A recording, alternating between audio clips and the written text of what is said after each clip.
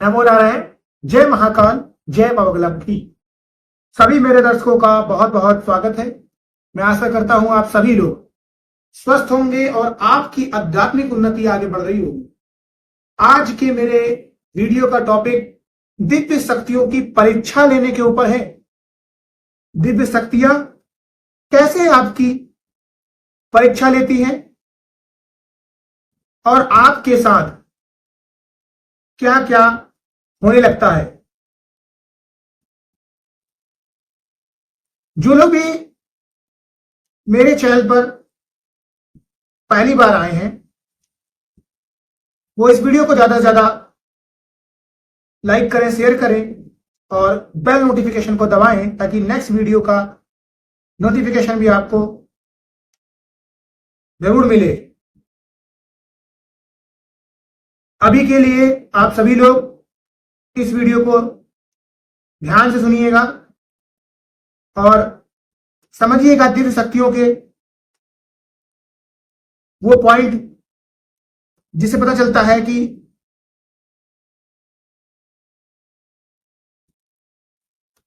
कैसे दिव्य शक्तियां अपने भक्तों की परीक्षा लेती हैं।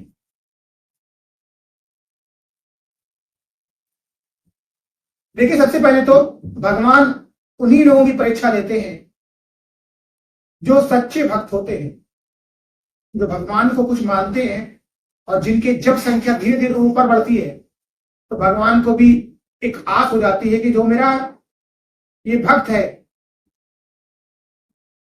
ये मुझसे ये जो वरदान चाहता है क्या ये इसके योग्य भी है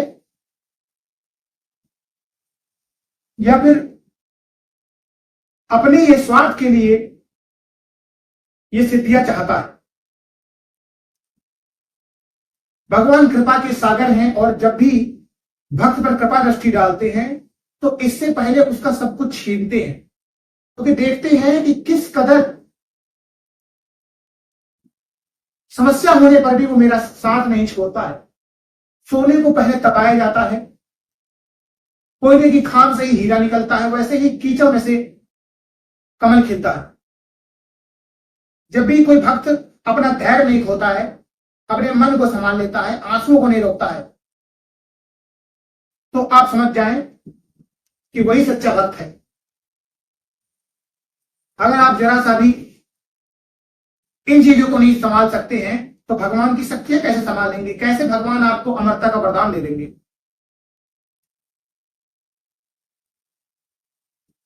भगवान वामन ने भी राजा बलि का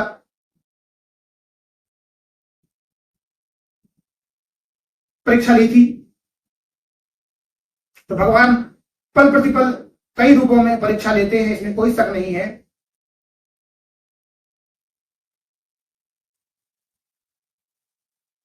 भगवान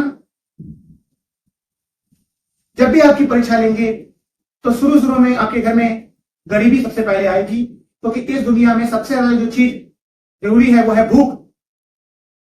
एक बार इंसान खुले में सो सकता है, बिना नहाए कुछ दिनों तक रह सकता है, लेकिन भूख के बिना नहीं रह सकता। तो भूख सबसे बड़ा अभिशाप हो सकती है।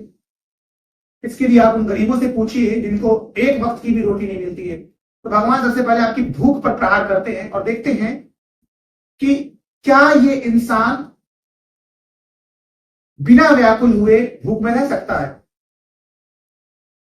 भगवान भूख की परीक्षा लेते हैं। फिर भगवान आपके धैर्य की परीक्षा लेते हैं, देखते हैं। तीसरी चीज, भगवान आपके विश्वास की परीक्षा लेते हैं।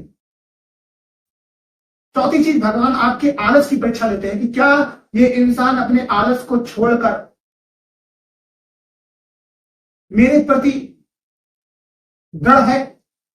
उसके बाद भगवान आपके समय की परीक्षा लेते हैं। क्या आप अपने समय को जो आपने निर्धारित किया है 4 बजे 5 बजे, क्या आप उस पर एकदम अनुशासित हो।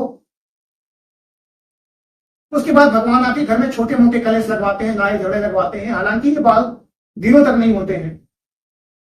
कई बार भगवान माया के रूप में भी आपकी परीक्षा लेंगे कि आज जो पूजा आप करते हैं उस पूजा में विघ्न डालेंगे कि आज आपकी पूजा ना हो पाए। लेकिन आपको अगर सच्ची भक्ति करनी है और भगवान को पाना है तो आप अपनी पूजा का एक समय निर्धारित करें, बिल्कुल जैसे आपकी दैनिक दिनचर्या होती है।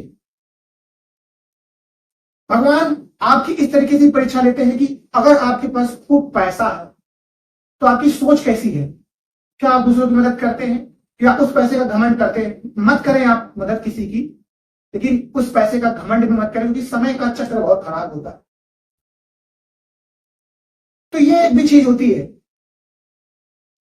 उसके बाद भगवान आपके ज्ञान का भी परीक्षा करते हैं, देखते हैं कि जो मैं इसे ज्ञान दे रहा हूं, जो ये पढ़ रहा है, जो इसने सीखा है ग्रंथों से, पुराणों से, वेदों से, क्या इस ज्ञान का तो इसे घमंड नहीं है।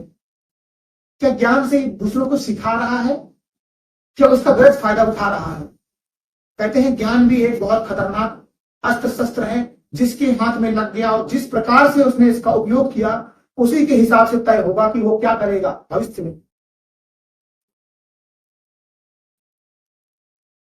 तो भगवान आपकी निरंतर परीक्षा लेते हैं और लेना भी चाहिए। मैं तो कहता हूं बिल्कुल सही करते हैं। क्या इतनी आबादी में, चाहे वो इंडिया की आबादी हो या बाहर की आबादी हो, इतनी आबादी में सभी लोग सब कुछ मांगे और भगवान सब कुछ दे दे, ऐसे तो फिर दुनिया में समय का कोई मतलब ही नहीं रहेगा, कोई चीजें ही नहीं रहेंगी। तो भगवान उन्हीं को देते हैं जो उसके लायक हो। परीक्षा में वही नंबर अच्छे पाता है जो सच्ची पढ़ाई करता है, जो अच्छी पढ़ाई करता है, जो मेहनती होता है। तो अगर आपकी परीक्षा चल रही है तो आपको घबराना नहीं है। भगवान इस कदर आपकी परीक्षा नहीं लेते हैं कि आप एकदम खत्म हो जाए। देखिए बहुत से लोग ऐसे कमेंट करते हैं कि मेरी परीक्षा चल रही है और अब मैं मेरे पास कुछ करने के अलावा, जीने मरने के अलावा कुछ नहीं बता। तो देखिए आपने भगवान का कोई पूजन नहीं किया। जब आपको दुख हुआ तब अपने भगवान के पैर पकड़े थे, तो उसमें समय लगेगा। आपके पहले के जो कर्म है जब तक वो कट नहीं जाएंगे आपको कुछ नहीं मिलने वाला है। कितना भी गिड़गिड़ा लें, कितना भी कुछ कर लें, भगवान की जब आप भक्ति करते हैं तो उससे शक्ति मिलती है, उससे जादू नहीं होता है।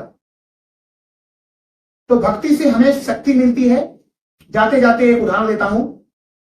सड़क पे अगर कील पड़ी हुई है, कुछ कांटे बिखेर दिए हैं किसी ने, तो भगवान की पूजा करने से वो कांटे कील गायब नहीं हो जाते हैं, अपितु आप भगवान की भक्ति में इतना खो जाते हैं कि आपको उस कांटे कील के द्वारा दिया गया दर्द दिखता नहीं है, समझ में नहीं आता है। यानी जिंदगी में दुख और सुख एक साथ चलते हैं, आपको उन्हें लेकर चलना पड़ेगा। जब आप दुख आपकी जिंदगी में आते हैं, भगवान की पूजा करते हैं, तब आपको दुखों का पता नहीं चलता है और धीरे धीरे समय कट जाता है। सो मैं आशा करता हूं आपको थोड़ा सा भी अगर समझ में आया होगा तो अब आप समझ जाएंगे कि भगवान कब परीक्षा ले रहे हो, किस तरीके से हमें अपने चीजों को करना। अपने कर्म करिए, भगवान की भक्ति करिए, सबसे पहले करिए विश्वास। अभी के लिए मुझे इजाजत दीजिएगा। नमो नारायण, जय महाकाल, जय भगवत।